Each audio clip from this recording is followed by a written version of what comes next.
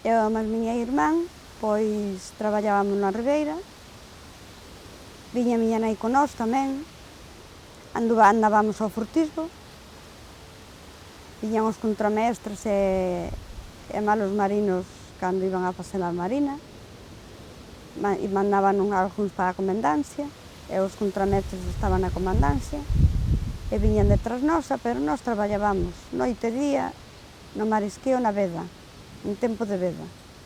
E depois había esa veda no mes de outubro. Meu pai tiña dúas chalanas, unha era para min e para a miña irmán e máis para a miña nai, e outra era para el. El andaba de a bordo, a mariscar de a bordo, e nós andábamos de a pé. Entonces tiñábamos unhas ganchas que levaban uns copes moi grandes, bastante grandes, e enchiábamos a chalana. Miña nai para a Ribeira nunca valeu moito, custoulle mal a terra que a Ribeira, pero bueno, ela sempre andaba na Ribeira. E eu e máis miña irmán defendíámonos moi ben, estábamos moi compenetradas. E cando se abría a veda no mes de outubro, pois collíamos a chalana nós,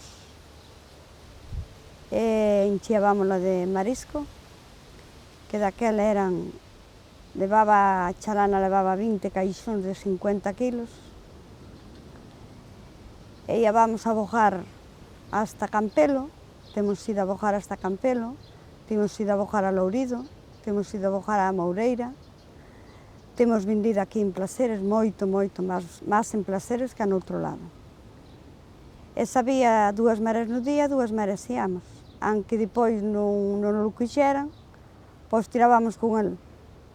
Pero esta ribeira daba moito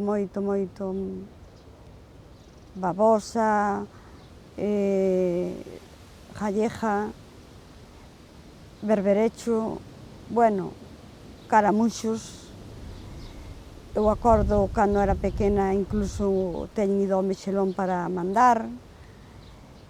Había moito, e segundo meu pai, que o difunto de meu abuelo, cando va a rapeta, que ten andado a rapeta aquí, e debaixo da terraza mesmo xa collía peixes de toda a clase. Incluso había ostras, e iso desapareceu. Desde que veu a celulosa, pois desapareceu. Agora que berberecho e ameixa babosa e galleja, sí, quedou, é máis o camaruxo. Agora o mexelón xa non, xa nada. O mexelón xa non valía para nada.